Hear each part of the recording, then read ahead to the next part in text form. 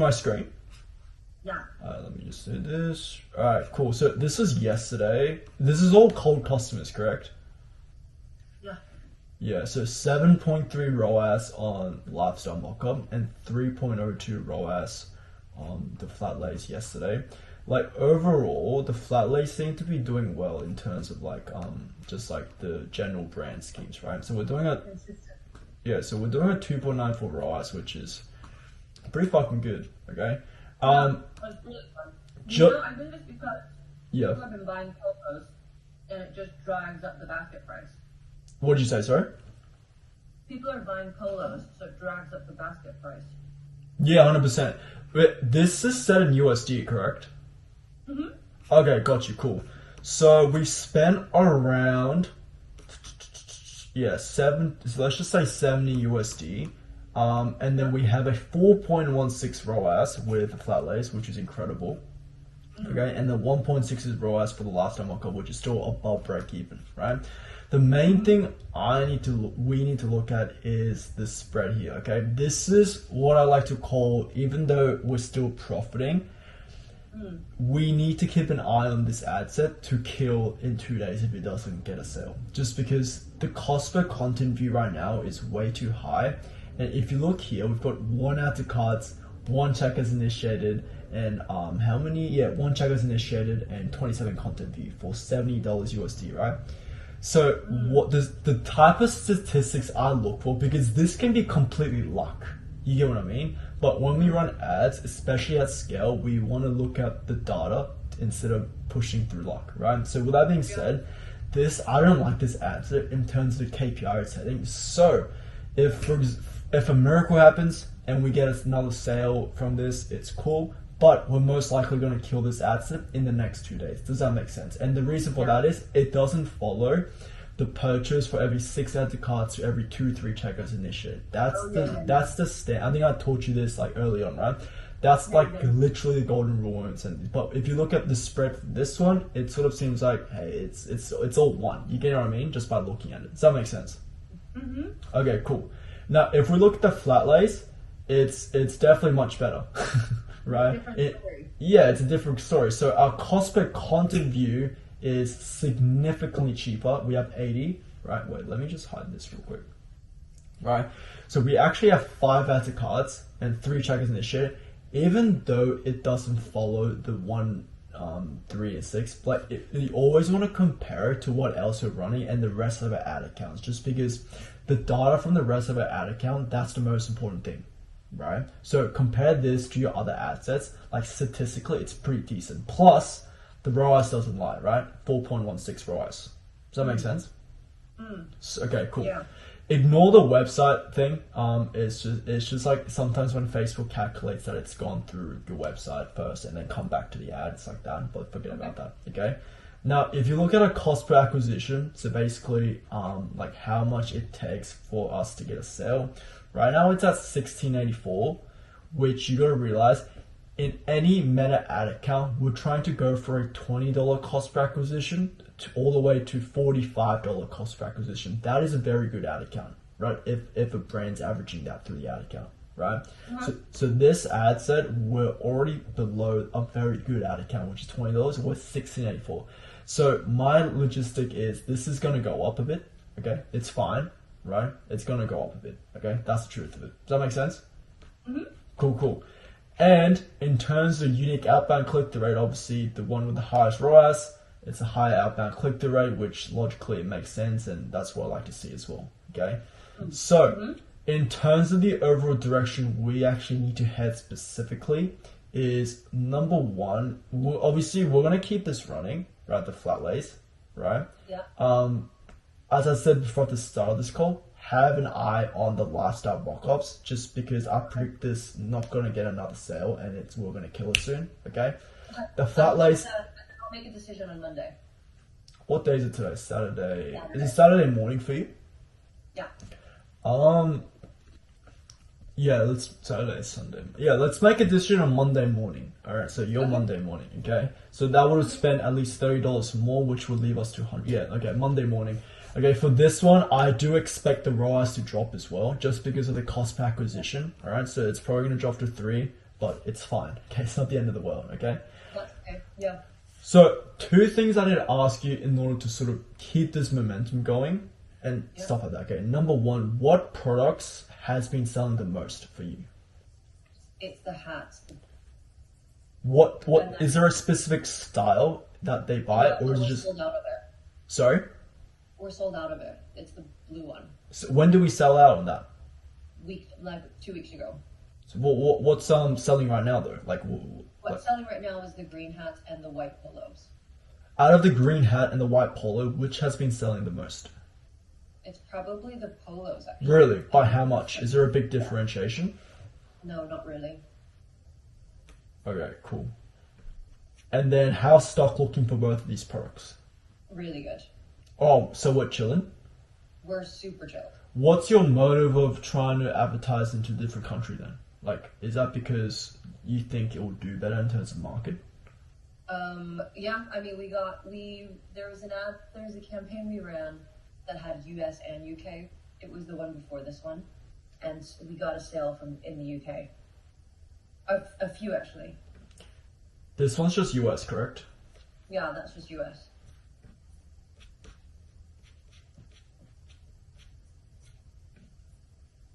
Okay, US.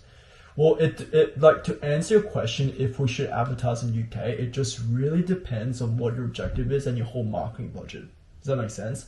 Like, if you think you really want to push the UK market, then sure, we can. But make sure when you do that, we're just gonna split test it into another campaign, just because we can't contribute that to the actual ad account ROAS, because it's something where we're testing alone individually. It's something new, right?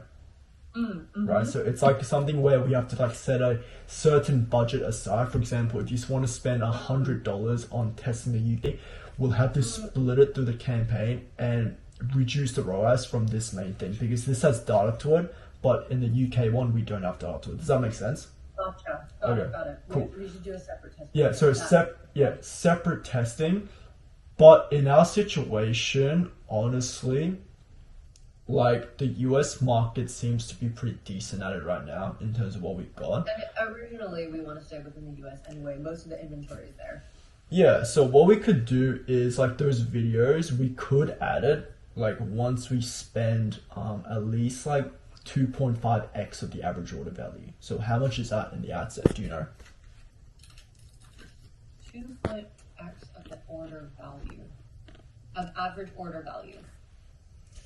Yeah, average order value of, like, just the collection. So, like, the hat plus the polos divided by the amount of products. So what's that?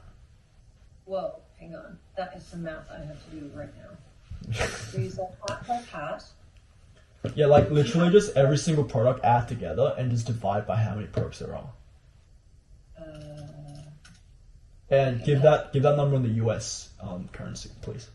Okay, so that's everything costs $290, and then you want to divide by total inventory? Yeah. Like, there's 4 products and divide that by 4. 72. 72, so 2x is around 140. So once we spend around $140 in the ad set, I reckon then we go push the videos or the UK. The only problem for me pushing right now, we can, because I want to utilize what we have here and just double down on it. So once this hits 100, we can scale. Once this is 100 and it's around the 3x ROAS, we can scale this up 20%, right? And then go from there. And then once it hits 140, we can add in a new one and horizontally scale that way. Okay? Okay, cool. That's cool. So once the flat lays hit 3x ROAS, we'll scale that. The $15. No. Once the flat lay ad set spends around at least a minimum of $100, then we can scale the budget up to 20%, up 20%. Okay. As long as the ROAS hasn't decreased too much, but I do predict it to decrease slightly, which is completely fine. Okay. Yep. Okay, that's cool. And then we're also anticipating that on Monday, the lifestyle markups are going to we're probably going to kill it. It just looks like it. Yeah, just from the KPIs. Cool. Okay. I think you're right as well. Okay. Yeah, that's okay, cool. And then once we do that, we'll scale up. And then once we spend 140 on the flat lays, then we'll launch the reels.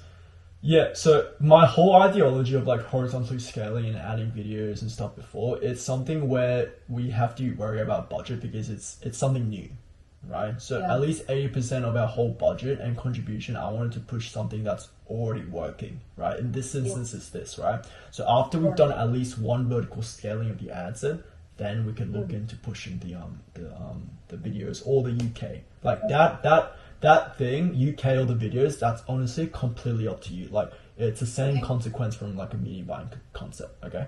Okay, that makes sense. Okay. That's good. Cool. Another thing that I want to talk about, which is another element to test, is promos. So offers Yes. depends. Depends on like how, like when, like what do you mean?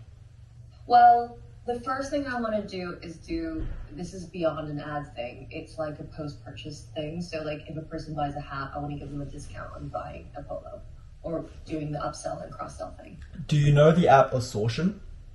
No?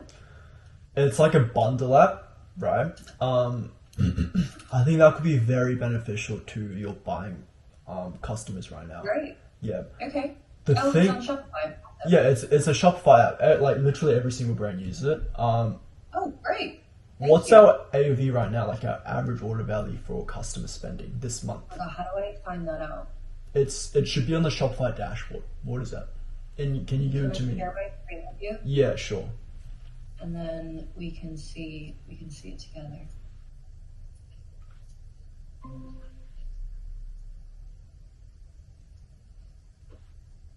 Do you see that? Yeah, go into analytics under finance. Like there we go. Average order value, and then can you just set the date to this month? So month to date. Should we do that? Or Can you just do can you do first? July? Yeah, July 1st, 18th. Okay. Okay, that's solid. $70 as 70. AOV value. That's USD, correct? Yeah. 70. What's the buying pattern for your customers right now? Is it one individual product, would you say? Yeah. So what we could do is a bundle between the white polos and the hat, right? So, Yeah, so very exactly. logically, for example, I don't know the exact prices in USD of your products, but let's just say a white polo costs $50 and then a hat costs $80, right? For them to buy separately, that's $80, but if they buy together, they buy for $70, so they save $10. So for us, we're moving two products at the same time. Our average order value goes up by $20, meaning our Yeah. cost per acquisition it's easy to scale our ROAS right there, right? Well, I was thinking of doing a hat and polo for $99. Well, so how much do they actually save though from that? So you'd save around 30 something percent. How much dollars do they save? You'd save 46 bucks. Okay, 30% is pretty good off. That's a really good offer. Is that too good? No, that's good. Yeah, I think that's perfect. Like, I would do it like this. Are you gonna run it for a specific time frame, or are you gonna run it to I like? wanted to A/B test. Yeah, I did. I wanted to see how it did, but I mean, it doesn't. I don't have to do it immediately, and I would also need to make the creative for it and blah blah blah. And I'm gonna see what this assortion thing is about. I have, I have so many winning creatives to show. I'll show you some right now because I had a brand that was running a bundle deal, and like Yeah. we were selling it at such a high pace. Like we legit didn't change anything, but I think like we increased our revenue additional 2-3K just by adding this offer, just because our Yeah. average order value went up, right? Yeah, and I mean, I don't want to be known as like from a brand perspective only doing offers, but I kind of want to test what it's like. But you gotta realize as well, it's like just because you run a bundle offer at the start of our brand, we're not gonna be known as that. You know what I mean? It's Yeah, we exactly. gotta think more long term. It's like I get where you're coming from. We don't want to do sales or get known as this brand thing, but it's like at the end of the day, we're still very small. It's like people are not gonna remember that two years from now. And it's also, and I want to see it as an experiment. I mean, I've got a chat with Maggie today. She's like, I don't really want to discount anything because it's going to be hurting her margin. Okay. Of course, from a very logistics perspective, but I want to try it. Okay, can I show you my screen on the creatives? Yeah, of course. Alright, cool. These are some of the bundle, like these work so well. So this style here, Yeah, okay. One Oh for- yeah, I've seen this on your Discord. Yeah, this style here, and then there was another one that was just ripping. It was like a These are super simple. yeah, these are pretty simple, eh? It was like a I can't. Oh, this one. There we go. This one absolutely ripped, right? This single creative Yeah, cool. here, right? Like again, it's pretty stupid, but yeah. You still Well, get I the point. think it feels like it's organic. Do you know what I mean? Yeah, like it's definitely a Not scroll that stop. much is nice. Yeah, it's definitely a scroll stop. Like I just told them to like make something very like childish just to put it out there, and that's one of the best performing ads from an offer. So it's pretty weird. Really good. Yeah, Yeah. cool. I'll take a look at all that Discord stuff. I think you've like categorized it really well. Yeah. And Okay. I can look at that. But like, it's not for now. I think for next week we can focus on the scaling up the budget and then seeing what the reels are like. Yeah. Okay. And tell me about your scarf situation, like that whole drop, like so what's That's the been plan with that? shipped. So now it's on Maggie to like, we still have to sort out packaging. But we've shot the product. We just need to sell it in this. Okay, send me the creatives. I want to see the creatives. Yeah. Okay. Send it over to me Great. on Discord later. No, I need to make them. But I have Yeah, the raw content. I've just got the flat lays of it from when we shot it in the studio. Okay, gotcha, cool. And the price point's at 200 USD, you said? I think it's gonna be less. I think $200 is a lot for what it is. I mean, you also have to look at it. If you put a $200 scarf, it makes your polos look really good in terms of perceived value over cost. Good so, point. So that's the utility of it, right? Having a high ticket product right beside it and a low ticket product. I mean, puts that's you what down. happened with the hats. Yeah, exactly. Same situation, right? So yeah, it's Yeah. Okay. because We need to figure out I need to know what the cost of goods is, because they're like it costs around $100 to make, but then we want to also incorporate shipping and like I think there was a production cost in there. as that is well. expensive to make. $100 for a scarf. What's in it? Yeah. Gold? What? And well, it's like made in the UK. We've only made 25. It's got this. It's like mulberry silk, and then the edges. It's like a hand rolled, hand stitched thing. So we're going for like very Okay. scarce, Okay. like very exclusive type of thing. Okay, so I have some creative ideas for that. It's so I mean it's probably clear like these products USP is the quality. Like if Yeah, we're gonna totally. sell at that price, there needs to be some differentiation between the other scarves in your niche, right? I'm Yeah. not too sure like so this scarf are you gonna market it as in terms of like you can wear it in golf or like what's the whole story behind Well, this? because we wanted to make more of a lifestyle brand, we were like, there should be some stuff that we make that is really golf, and there should be some stuff where you're just like having a drink at the golf course and you can wear that if you wanted. Ah, got you, cool. You know what I Okay. mean? It's like it's this one is way more lifestyle. We'll eventually want to make stuff like charms and like leather totes and stuff like that, which wouldn't necessarily be for the golf course. Main thing though, make sure with the scarf, the biggest thing I found with high ticket products is make sure your audience understands the main use of it, right? So for example, Yes. if you're selling a bag, where is this bag meant to be used for? Showcase that on your creatives, right? So for your scarf, if it's meant to be used for after golf when it's cold, then maybe create a photo shoot or photo with someone wearing it in the clubhouse, with food, something like that, right? To actually show Yeah. the utility of the product. That's super important. Okay. Yes. Okay. Be clear of use case. Gotcha. Yeah. Okay. Gotcha. Cool. That's cool. I think those will be really fun. Yeah. to- No, high ticket products are fun because number one, it's like if you spend $20 and you get a sale from it, our ROAS just goes crazy. Really yeah, high number. yeah. But the downside is we also need to spend more to sell that because again, like if we spend $200 in ad set and we get it's $200, that's break even, right? So it's Yeah, that as that's well. exactly So right. Exactly. that's Okay, why, so yeah. that's amazing. I mean, we're getting busy now. Busy is good. It's good. It's good. So the scarves are coming, and then I think we are also going to talk about whether or not we bring sweater vests back. But like with China tariffs and stuff, it might mess everything up. We're also trying to move all of our production to Portugal, and so Maggie's on the case for looking for Portuguese suppliers. I know a really good manufacturer. You just looking for Portugal, or Yeah. I know really good stuff in China. Chinese, like all of our brands use this manufacturer. So if you're interested, I can give you a Really, number. really. Well, we've been struggling with China because of tariffs. How bad is it? Like what's the percentage? 25%. 25. Mm. Oh, I see. So, and also I think like as much as we try to fight it, even though the quality in China has been really good. I mean, the polos are made in China. Mm. We're still like at the price point that we want to ask eventually. Mm. Portugal is just going to give a halo effect of Yeah. more quality. One thing as well, it's like when you're pricing your products, I feel like it's okay to price it less because that actually benefits us in the long term. Because number one, you can always increase the price as your brand reps goes up. But number two, if you get more Yeah. people to buy your stuff, then you can also get more of a customer base. Number two, have a better returning customer, right? You can't get returning customers if there's no customer, right? And number three, they're gonna send you pictures and we can reuse those creators and stuff like that. Right? So That's exactly right. So the other thing is like kind of like I'm thinking about the spread of our product range as well right now. So we've got like we've the scarf is going to make it a bit higher overall, but like I kind of want something between a hat and the polo. So we were thinking of either making a sweatshirt or a t-shirt.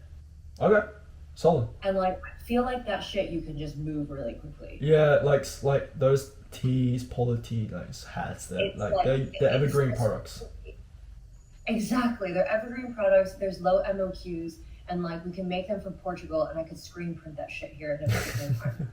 You know what I mean? Yeah, And I've yeah, got the designs already because the Yeah. design agents give us a ton. So yeah. there's like quick wins that I'm like, do you really need to fart around with making a sweater vest and like designing a thing when we can just make a sweatshirt that's going to take us 4 weeks to produce? Yeah, true. Yeah, no, So it's true. I'm thinking about like product pipeline, but I'm Yeah. kind of going. I think I want a cheaper ticket item because I think I want to start playing with like offers and bundles and stuff like that. Offers are so good. Like offers, literally, like know. offers are so good. I It's know. the I know, and position. and also I want to think about it beyond just ads. Like I want to think about when you look at the whole product set, especially with those flat lays. So basically, the ones that have been doing well, there's this brand called Students Golf. Are you familiar with them? No.